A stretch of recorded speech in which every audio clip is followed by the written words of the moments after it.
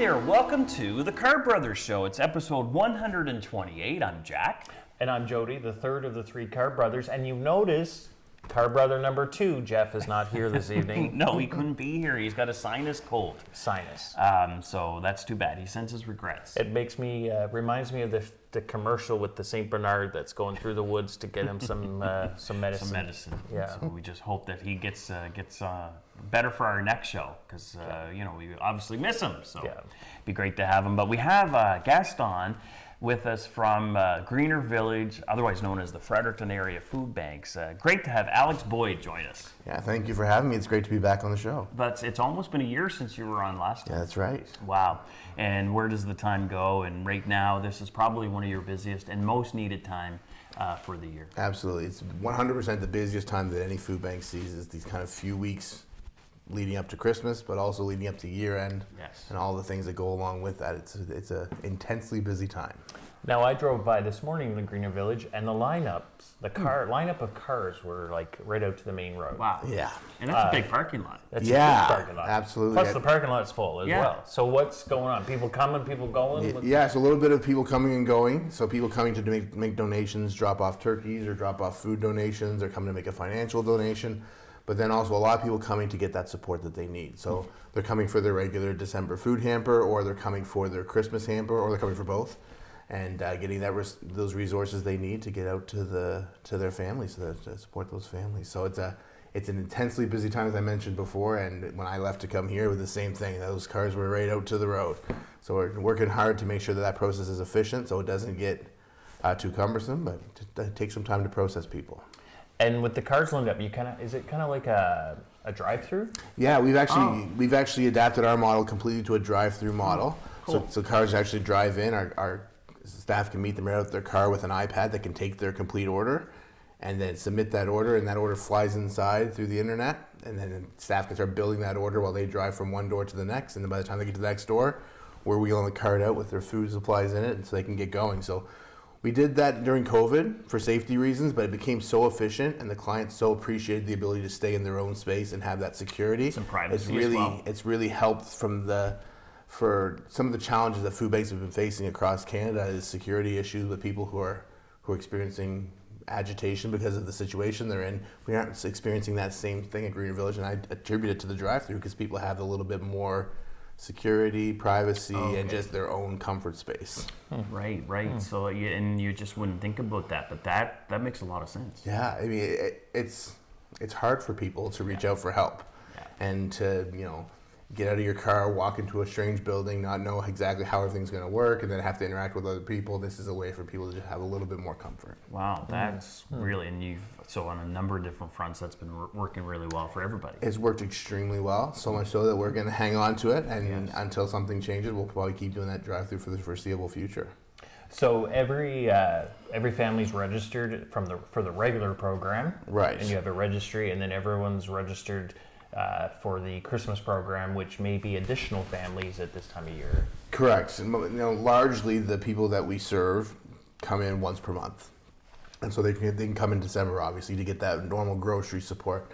And then we also have a registration program all through the fall for people to register for additional Christmas support.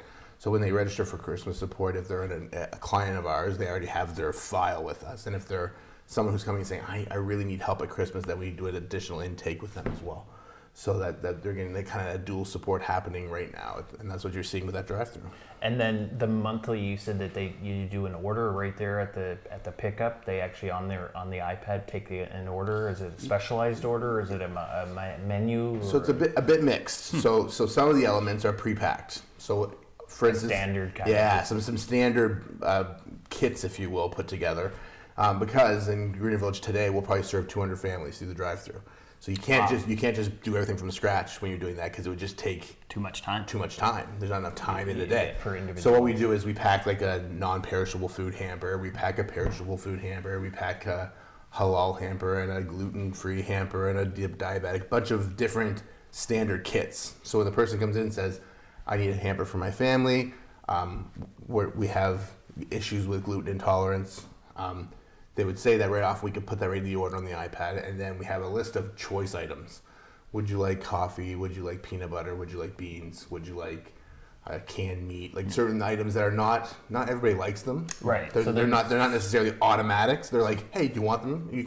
Everyone's welcome to have like them. peas. Yeah, but you want to be efficient. If someone doesn't like them, you're not going to then kind of waste it. Exactly. So, okay. And it gives them the choice, right? And part of what we want to do is to create as much choice in the system as you can.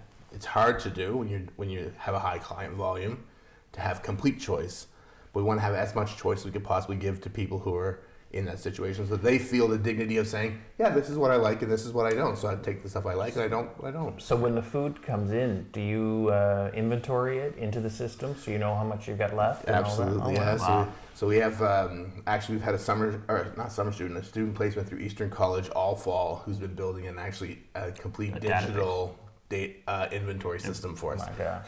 Historically, the inventory system has been in the minds of the staff. Yes. Now we're getting it out into a digital format where we can say, okay, what's our stock on, say, peas tomato or soup? Carrots or whatever. Tomato soup, we currently have 10,000 cans in stock. Oh, wow. 10,000 cans is a lot of cans, but when you're doing 2,100, 2,000 a month, it doesn't take long for you to burn through tomato soup if you're putting 2 in every box. Right. So you have to kind of watch that trend to make sure that you don't get to the point where you're like, oh shoot, we have 10 cans of tomato soup, we go buy some. We're buying when we're at a level where if we don't have a full month, we're buying 3 or 4 months worth to make sure we're always ahead.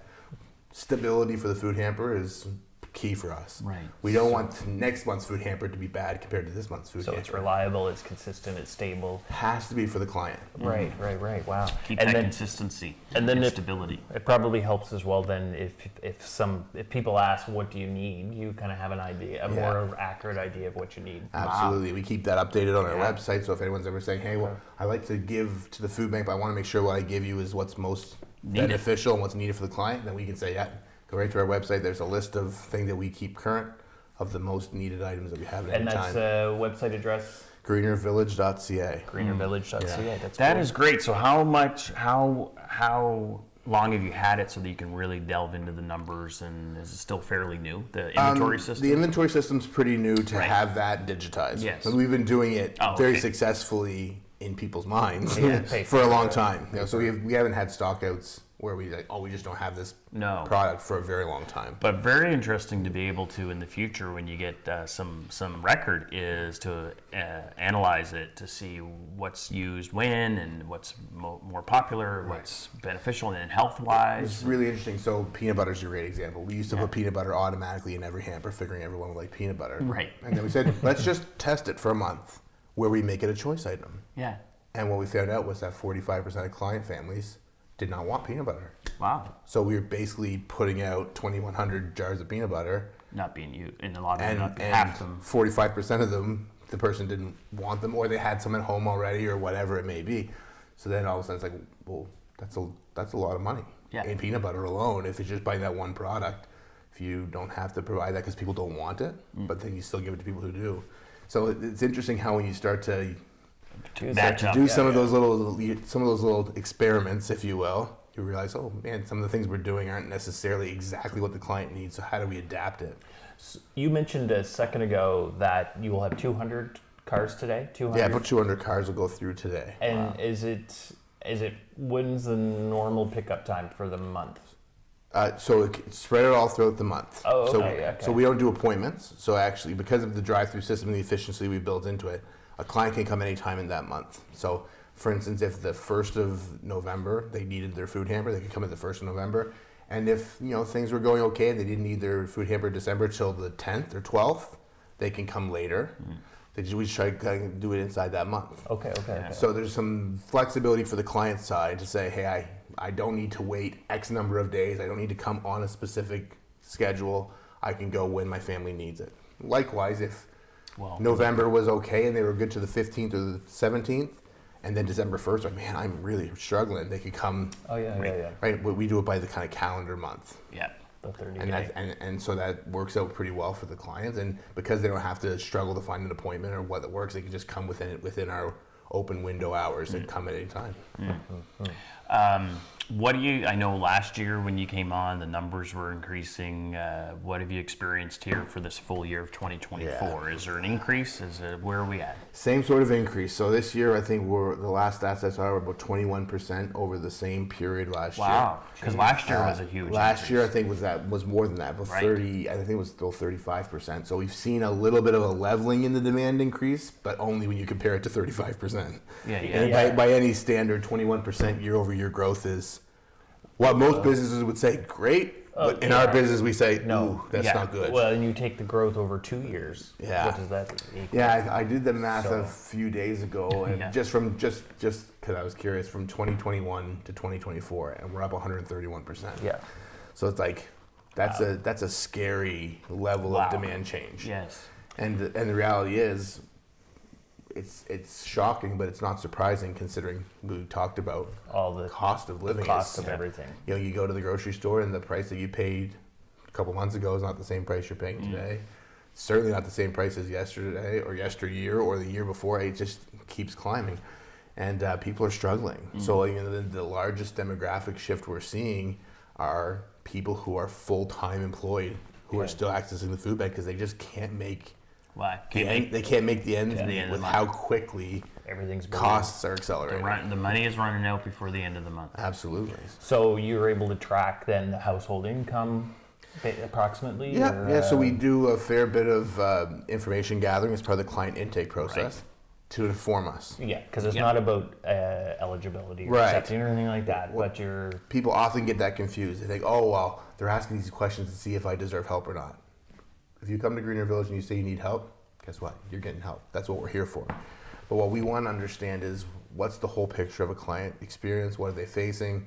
What demographics are being affected? Because when we go and talk to provincial, federal, municipal government, we say, this is what we're seeing on the ground. This is where you can invest in to have an impact for the people who are struggling the most.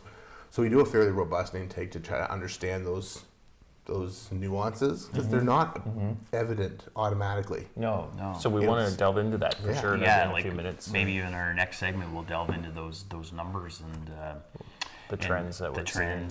And some suggestions for improvement as well for the policymakers. So how many regular do you go by households? How many regular? Yeah, we typically go by households. Yeah. So what we're talking about when we say is a hamper is a food or grocery box provided to a family that's supposed to be their monthly food bank support.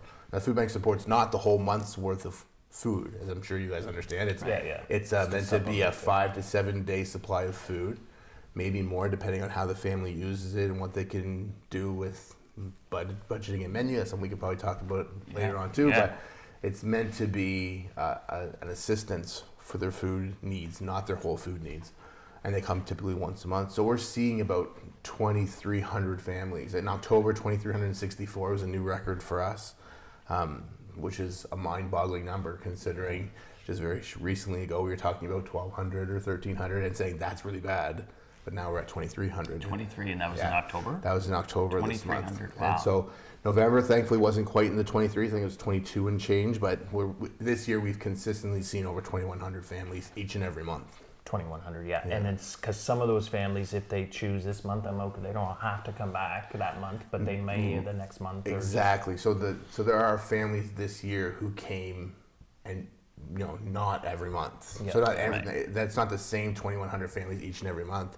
This particular month, maybe 10% of those families didn't bother coming, and a different group of people came forward, and it switches back and forth. And some people come and they come once. Yeah. Listen, I blew a tire. I didn't expect to have to repair that tire. Now I got no money for food, or my transmission went, or my heating bill was outrageous because the March was colder than I thought it was going to be, or I had to get dental work done, or there's a whole host of things that end up sidelining people, and they don't have a reserve that can carry them through that in that situation. And the food bank is a way to offset some of that. So your Christmas hamper program, which is over and above the regular program, how many are you serving there? So we've got, the last I looked, we had 1,300 registered by the end of November.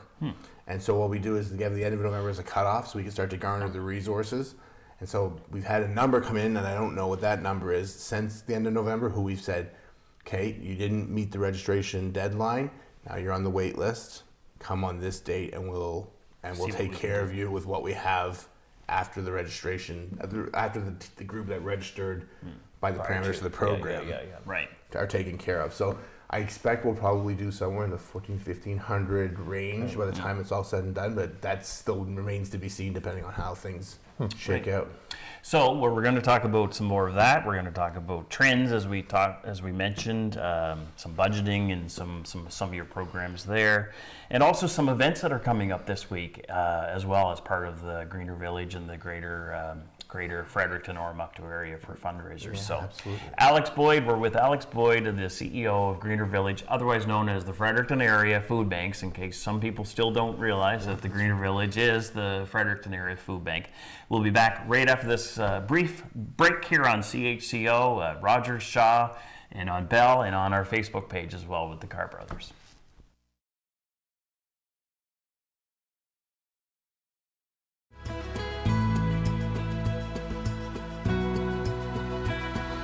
Hi there, welcome back to the Carr Brothers. It's episode 128, and I'm Jack. And I'm Jody.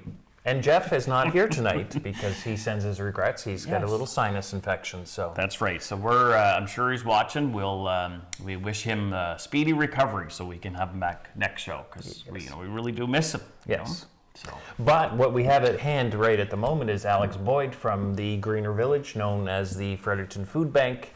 Otherwise, and Alex, thank you very much for joining us. We've had a good conversation so far and more to come. It's been enjoyable. Yes, and we were talking about increase in numbers, Christmas time, your programming, trends. And the trends in, one question was the trends in household income or the type of client you're seeing at the Greener Village. Absolutely. So we've seen a few interesting trends. So, one of them is the proportion of people who are coming who are fully employed. Been historically a thought that people who are coming to the food bank are unemployed or underemployed, and that's why they ended up at the food bank. Maybe they're on social assistance or they're on disability. There's reasons why they can't actually get that income from working. But the reality is we have a growing proportion of our numbers that are from people who are fully employed, or in some cases more than fully employed, meaning they have a full-time job and a side job as well to make those ends meet, and they're still having a hard time making those ends come together. So that's something that's not just being seen at Greener Village.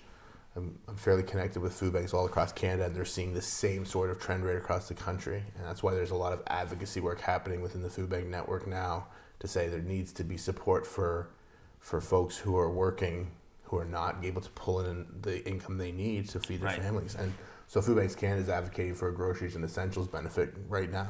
In fact, I was in Ottawa just a couple weeks ago to talk to some legislatures on the Hill to advocate for changes that need to happen from the federal government that can support people who are struggling. To give people more income, more money. Access to the resources for those essentials that they need.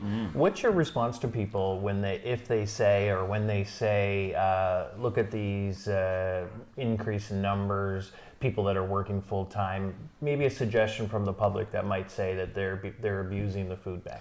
What's your response to that? It's something that we get a lot, actually, interestingly enough. And I have a couple of challenges with that. One, we almost never know someone else's situation. It's very easy to judge it from a distance, but actually knowing what's going on behind the scenes is very difficult.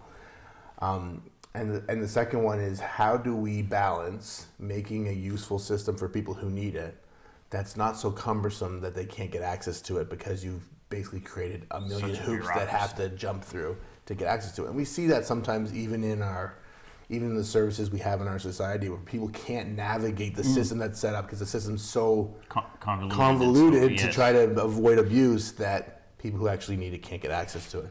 So what we try to do is make a balance there. We don't want people abusing the system, obviously. We see very small percentage of that. We also have to have a very deep understanding of people's complete situation before we can even have the conversation about whether that person actually needs help or not.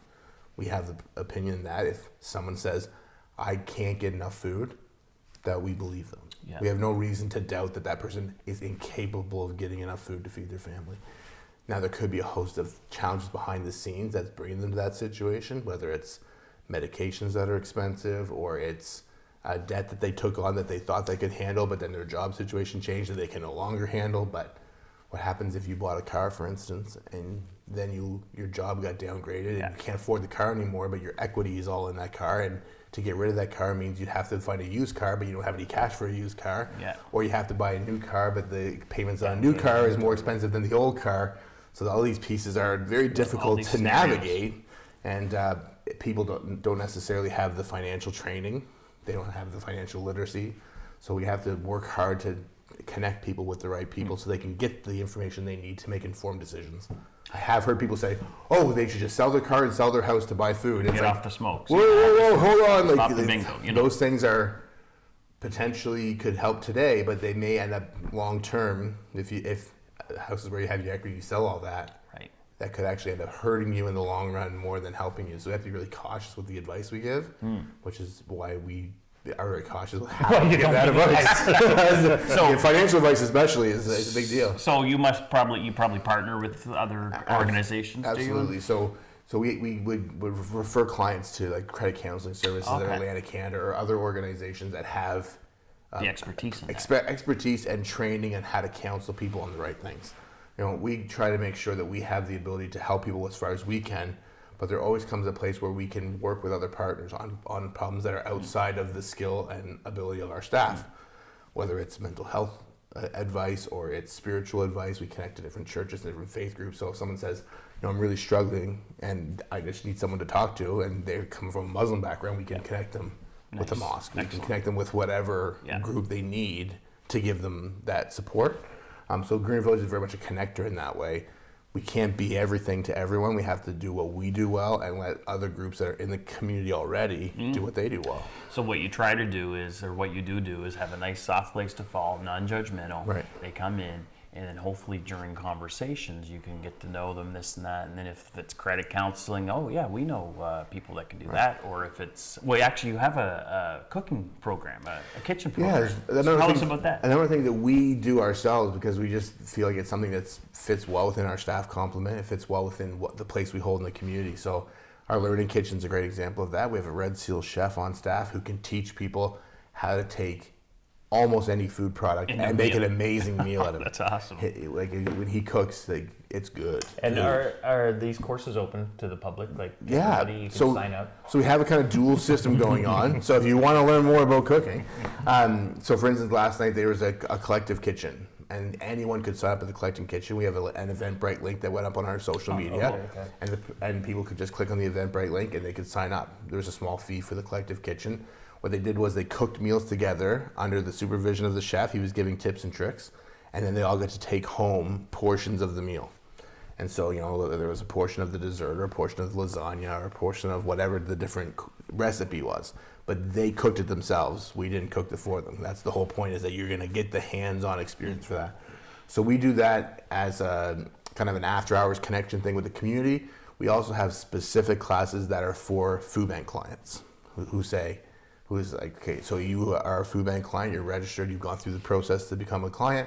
Now here are some extra resources available. So we have some clients who said, I don't really need the food hamper anymore. As long as I come to a collective kitchen, that gives me enough to get me through. So I don't need the food hamper. Wow. I can gain the skills from the collective kitchen and the community part of it, and I gain enough meals to get me through. And we have some clients who say, you know what, the collective kitchen means that my food hamper that used to be a 5-day hamper is now a 2-week hamper. Because they're leveraging. Because I'm leveraging this part and that part. I'm taking the leftovers and I'm making another meal out of it. I'm connecting all the pieces. I learned how to grow a little thing in my garden, because Greener Village taught me that in their gardens. And now I grow some food and I can put that stuff in it kind of all starts to cycle together when it relates to food.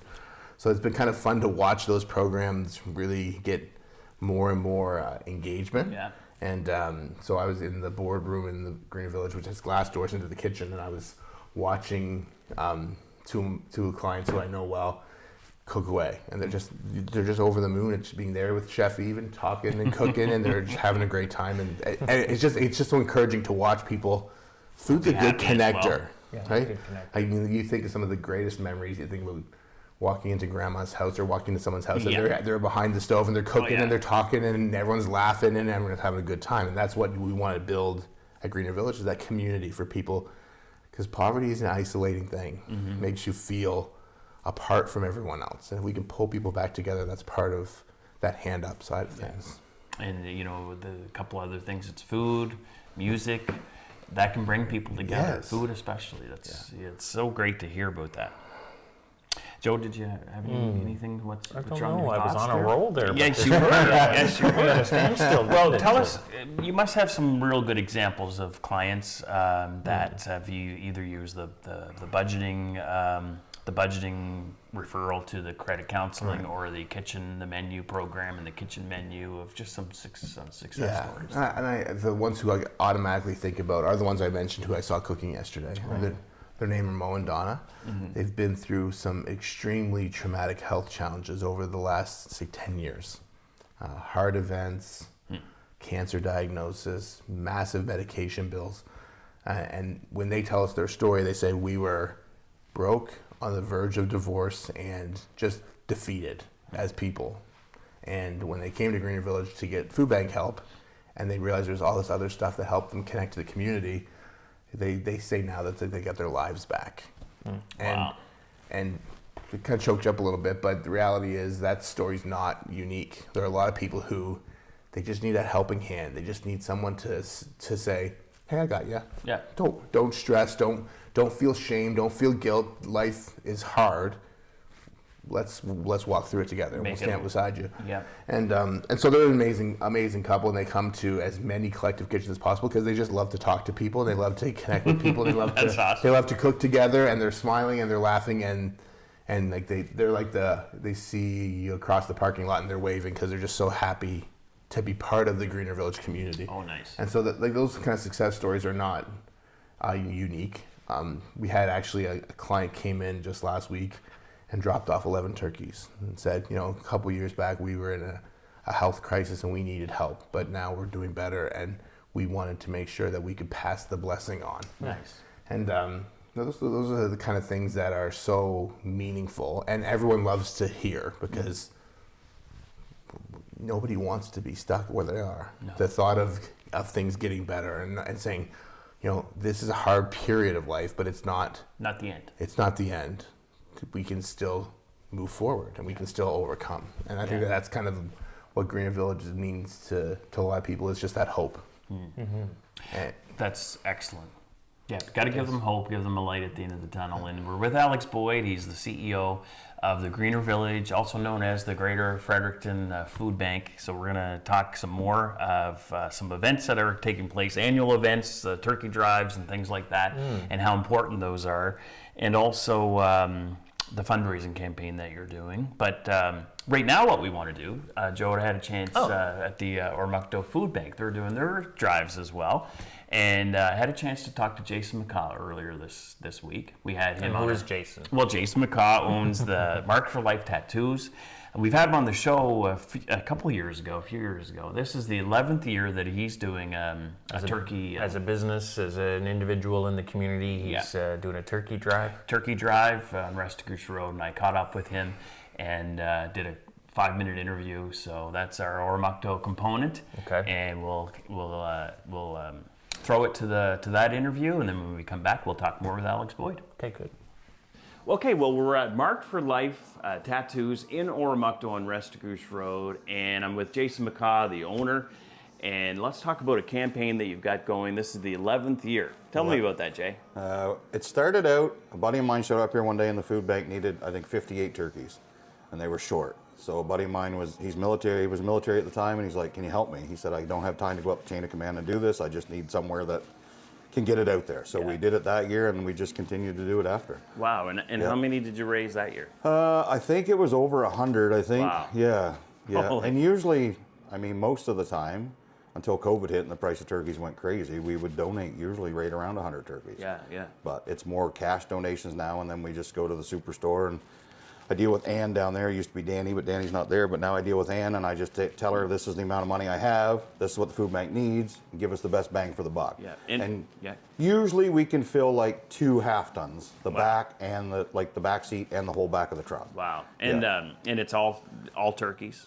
No, it's turkey. Like people will bring in turkeys, for the baskets, and then it's like pancake mix, jam, peanut butter, syrups, pastas, pasta sauce, all that for kids' snacks for school. The last couple years, we've actually been able to get a big load of stuff at the superstore before Christmas. for all the hampers and stuff, and then after Christmas we get another big load too. Yeah. Oh, so that's helpful too, because after Christmas they it's still just need as food crucial. after Christmas. Yeah. Yep, absolutely. And sometimes I'm assuming that it'd be more challenging after Christmas because of the bills racking up and the trying to get the Christmas 100%. Gifts and all the extras Yeah, too, 100%. right? For that. After Christmas last year, we did like a big order of like kids' school snacks. Oh, nice. Fruit cups, gummies, all that, granola bars, all that kind of stuff. Yeah. Yeah. Yeah. For school snacks. Yeah. And in this, so all your donations go to the Oromocto in area food bank.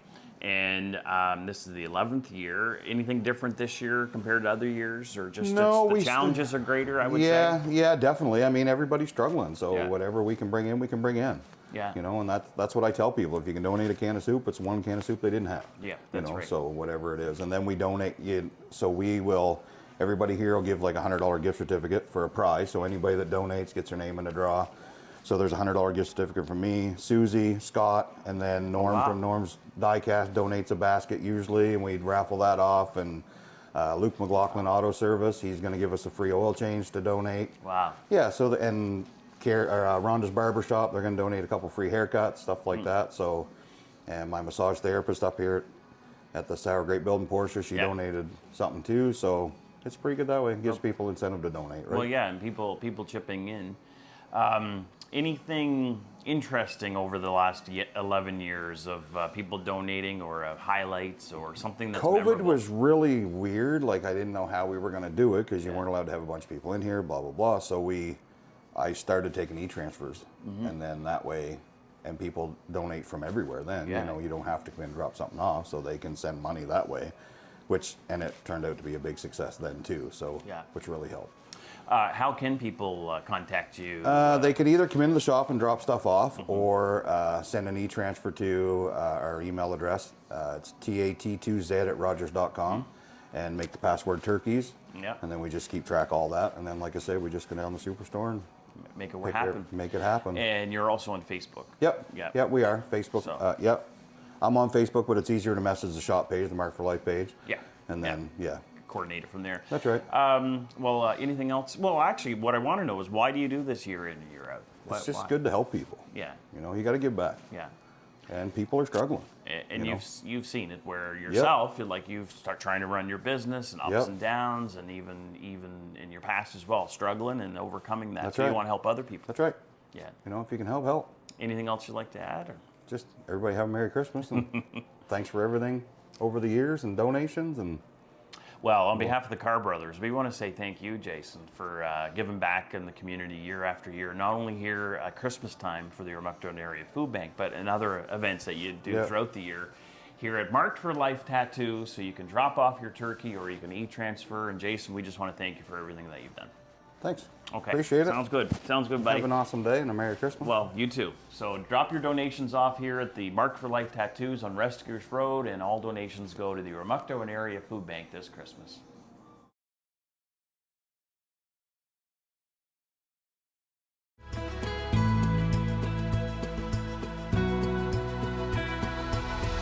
And welcome back to the Carr Brothers Show. It's episode 128. I'm Jack. And I'm Jody. And unfortunately, we don't have Jeff with us, as you can see. Jeff has a sinus cold, so we're hoping a speedy recovery for Jeff and that he'll be back on our next episode. But we're very pleased. We've had a great conversation with Alex Boyd, the CEO of the Greener Village, otherwise known as the Greater Fredericton Food Bank. And Alex, we've really appreciated you coming on to give us some insights. You told us about the need, that it's over the last few years, it's been an increase of 131% of a need, and 21% increase from last year. So the need is growing, and even more vital for people, if they can give, to give. And after all, this is the season. It's to give rather than to get, if you can. So absolutely. And I mean, I think it's good for people to remember that Greener Village doesn't stand alone helping people. We are the tool the community uses to help the people who are in need.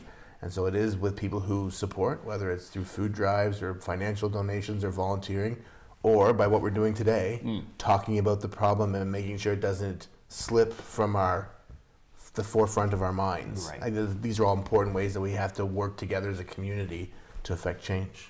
Now, another thing that's happening tomorrow of bringing people together is CBC's formerly known as Feed the Family campaign is now called Make the Season Kind. Yes. Tell us about that. It's happening Friday, December the 13th. Yeah, so the campaign's actually been happening all month so far. Okay. So it's a campaign in Fredericton that supports all of the food banks in District 3. Okay. So it supports food banks from Doketown to Woodstock to Oromocto, Fredericton, Stanley, Chipman, Minto, a whole bunch of different food banks all come under the Fredericton Make the Season Kind campaign.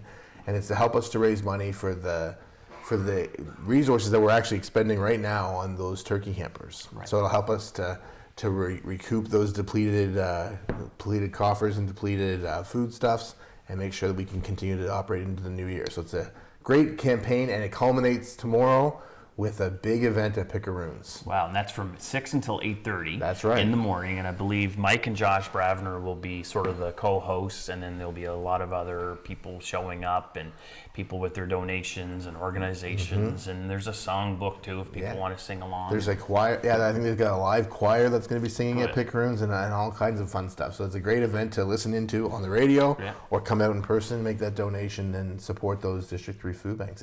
It's a huge campaign and it's very helpful. Okay, you couldn't do it without that, could you? No, it's absolutely a huge part of the year. And we want to thank CBC and all the work that they do to be able to provide this year after year for the greater Fredericton region. Now let's talk about David Miles, and we'll have to get David on sometime. We will have to get David on sometime. We know his mom. His mom's a teacher of ours at Oromocto High School formerly. Yeah. Anyhow, but David and Miles. David. And you know David, yes. So anyhow, he does, I think he said today on the radio, it's his 15th year. Singing for his supper. Singing for supper.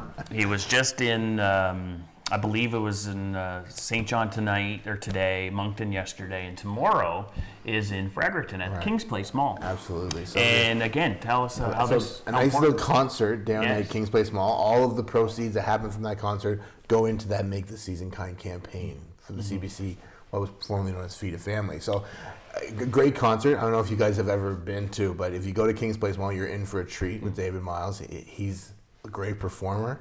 It's a great crowd. Everyone's really excited, and it's all to help people in need. So what more could you ask for? An enjoyable concert that also helps people. It's just the best of both worlds. So that's tomorrow, which is Friday, December because we do reruns here. So it's Friday, December the 13th at noon at King's Place with David Miles.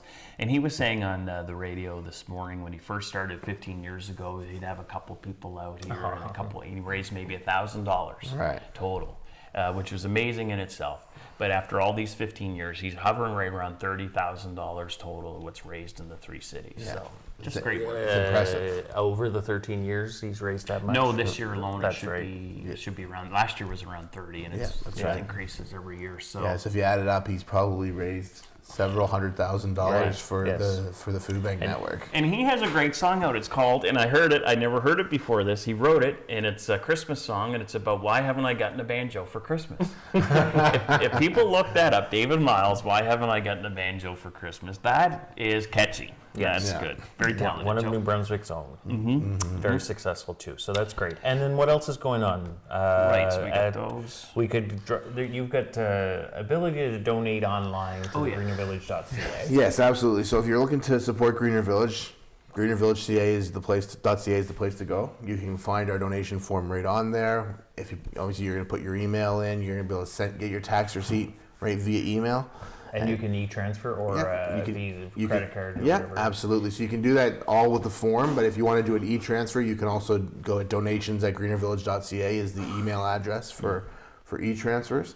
As you know, it's a little harder to send that check in the mail. So if you're looking to connect with us and make those donations, you can also go to our station right up at the Region Mall. Yes, you're at the Region Mall. Mall. A donation station. A donation station. So you can either come and make a donation, but also if you're looking for a gift for the person who has everything, we have 3 postcard-sized donation amounts where you can write the person's name right in honor of them. You make a donation to Greener Village, and you tell that person, hey, I made a donation in your honor for Christmas. Because let's be honest, some of us don't need more stuff. Right, it's just going to end up in the attic or it's going to end up in the basement.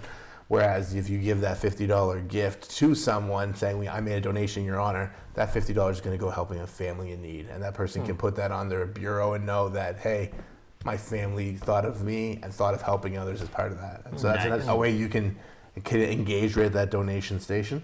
It's right beside our Angel Tree booth at the mall as well, which is right by the food court. So if you're going to the food court, if you smell good food, just turn around and you'll see the Angel Tree and the donation station right side by side. Well, tell us about the Angel Tree.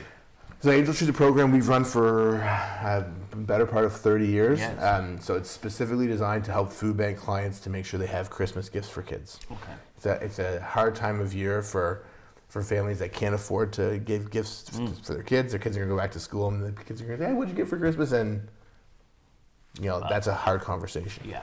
So what we do is we start the registration process early in October, where families come in who are registered clients and say, okay, these are my kids, these are their ages, these are their interests. Like they're interested in Lego or Lego Batman, or they can be very specific on what the kid wants.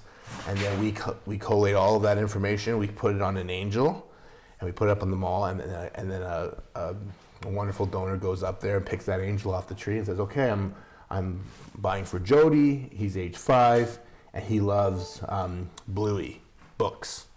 And then they go into Walmart or they go to Toys R Us. They actually go and they buy that gift themselves. They bring it back to us right there at the mall. There's a nice bin set up, and we put the angel on the gift. We put it in the bin, and then it comes back to our shop. We've got a whole volunteer group working at Toyland. We call them Santa's Elves, and they're basically matching those Angel Tree gifts with the families, building out the full package for the family. And then once the package is built, we call the family. The family comes and picks it up. They're able to wrap it so the mom and dad know exactly what it is, and it's not like a shock to them what the kid's getting. And so this year we have 4,800 angels. Oh my goodness. So which is about 30% up from last year. So 4,800 angels, and we're getting closer, but we're not there yet. So if that's something that's near and dear to your heart, or something you want to teach your kids, I know why we take our kids every year and they pick angels off the tree. So they realize that there are times when people need help. Yeah. And if we are in a position to help, that's what we should do. So actually my daughters are older, in their teens, and this year they're like, we're going to Angel Tree. We've had our part-time job, and we're going to pick the kids, and we're going to do it all ourselves. Oh, nice. So it's a good way for us to teach about how we can give back.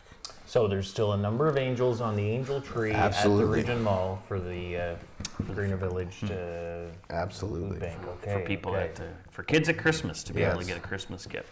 Absolutely. Well, that's an excellent. I knew about it and hear about it, and but that's good. I'm glad that you explained that. It's one of the most heart-lifting programs you can be a part of. Right. You literally are being Santa and making sure that kids get that. And when the parents come in and they pick up their bag of gifts, and it's not uncommon to see a teary-eyed parent to say thank you because you've made Christmas special for my kids. And every parent wants to be able to make the holiday special for their kids, and if we can support them in that, that's just amazing. And you'd have a lot of different shoppers with their different backgrounds and reasons why and things like that. Some for different stories, if maybe they've lost their child and they want to be able to help another child, or in memory of their child, and give that child a great little Christmas with a Christmas gift. So we see a lot of surrogate grandparents who are saying, hey, no grandkid's gonna go without a Christmas gift at Christmas, and they're up at the Angel Tree and they're picking them off, and it's not a terribly difficult process. I was there last Friday, and a lady had her 2 children with her, and they grabbed 3 or 4 angels, and within 15 minutes they were back from the store, and here we go. We found all of the things that the people asked for in these angels. So it's just a really fun kind of Christmas tradition that families can adopt. And how close do you work with the New Brunswick Food Bank Association? Very close. Yeah. So that's the FDA out of Moncton. Okay. Food Depot out of Montreal, I should say. And so they're the kind of oversight body. They're the direct connection with Food Banks Canada, so Food Banks Canada, FDA, and then the local food banks. And so they bring food to us every week, food donations that they've either purchased or received or has come through the Food Banks national system, and they come down to us. So that's a good partnership that helps food banks to get more resources that we can give out to people in need. So our show is the Carr Brothers. We're broadcasted throughout New Brunswick now on Rogers. on Bell and on Shaw. So essentially every household that has cable has access to the Carr Brothers show. Awesome. And also, of course, on our Facebook page and on YouTube. So throughout the world, of course, you can watch that. But I guess what we would do is just encourage any New Brunswicker to, if they live outside of the Fredericton region or outside the Fredericton Oromocto region, is contact their local food bank as well and donate and just give what you can. A lot of food banks are doing programming very much like ours. Some parts are unique, but some parts are very similar. Because when we see a need as food bankers, we get big hearts. We say that need needs to be filled. We're going to find a way to fill it, and that's why a lot of our programming has developed organically over the course of years, because a need gets expressed and there's nothing filling that gap. And so we say it's not really ours, but we're not going to let that gap stand because people are needing that support. What is it? You're obviously, we can get the vibe, eh, Jody? Yes, how passionate we do. Alex Yes, is, and it's a calling. It's not a job for you. I can sense. And what is it that really gets you up in the morning? Can't wait to go to bed at night to get back up in the morning and just tackle this issue that we've got. I started this my first year university. It's going to be the paperwork and the taxes. Yeah, that's right. It's the grant writing. I started in my first year university. I volunteered in two places. I volunteered as a police auxiliary constable, and I volunteered as a food bank volunteer, interviewing clients, actually doing the client intake. And while you were in university? While I was in university. Oh, wow. And so when I was younger, I had spent time overseas in Africa and South America working with orphans, working with kids whose moms went to prison and they might go to prison with mom and those sorts of things. And how did you get connected into that? Through my church. Yeah. And so I really saw deep poverty. Yes. And my first year university, I came home and was doing this university volunteering at the food bank and saw the same deep poverty here. And I was like, whoa. Because as a kid, I didn't recognize it here. Right, but saw it overseas. Saw it overseas, but didn't recognize that it was existing right here. And so that kind of, I caught the bug, the food banking bug, to say that, man, I can invest my efforts here. And so that's kind of that's the bug. We talk about it in the Food Bank Network all the time. Oh, they got the bug. It's hard to graduate beyond being a food banker, because when you see the impact your work has, it's hard to take yourself away from having a direct impact. People will have supper tonight because the volunteers and the staff at Greener Village invested their time at Greener Village today. Yeah. And if we didn't do it today, people would not be eating supper tonight. Or they would be scrambling something together that would not meet their dietary needs. So when you think of it that way, it's pretty easy to be excited about the improvements you can make. And I'm a change guy. I love change. I love looking for ways to process improvement. Improve. That digital inventory. How can you digitize this? How'd you do it without that? How can you take technology that exists for something else and apply it to your situation? I love that stuff. Very quickly, because we're again now quickly running out of time. Yeah. But what about the future for the Greener Village? What's some next things? So we're nearing the end of a capital campaign. About $500,000 left to raise. Call that near the end? It's about an $8 million campaign, so it is nearing the end. Okay. So we're nearing the end of a capital campaign that's going to create, and we've actually learned, Canada's first perishable food rescue center of its kind. Amazing. Specifically to make sure that as our society, we're not wasting food. Okay. Because if we're wasting food and people don't have enough food, there's a disconnect. There's something dramatically wrong with that. Making sense. So right now, we've actually completed one internal renovation project to prepare us for that. Over the course of the winter, we're completing a second renovation project to our learning kitchen, actually, and to do some site upgrades to get ready for that new building. And then next year, we'll be building that building.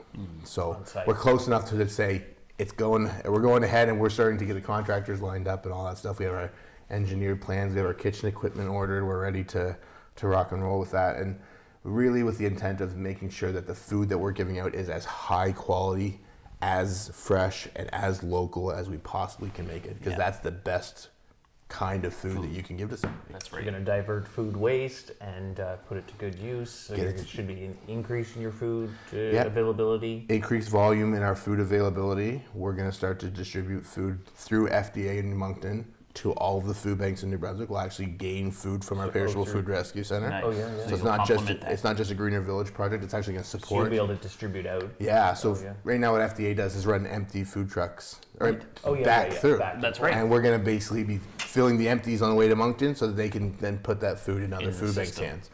It's- The reality is a hungry person in Fredericton or a hungry person in Minto is still a hungry person. And if there's something we can do to be helpful to the Minto Food Bank in its work, Well, it's great to see you guys all working together because it's really needs to easy be that not way. to work together, but it's great because there's a lot of crossover, I'm sure, We people have- too, right? we have to be collaborative. Yeah.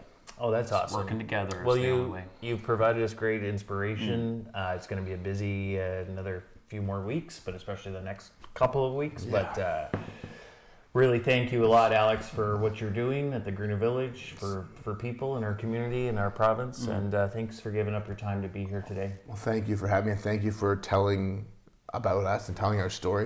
Like I said, it's one of the 4 important things that you can do to support a charity like ours. Talk about us and tell that story. Well, we certainly will, and we want to thank our viewers for watching the Carr Brothers show here at this Christmas season. We just want to encourage everyone watching to donate to your local food bank and any other organization that's in need for this Christmas to help people, help our fellow New Brunswickers and Canadians. So with that, we'll say goodnight, and thanks for watching. We'll see you next time. Good night. You know?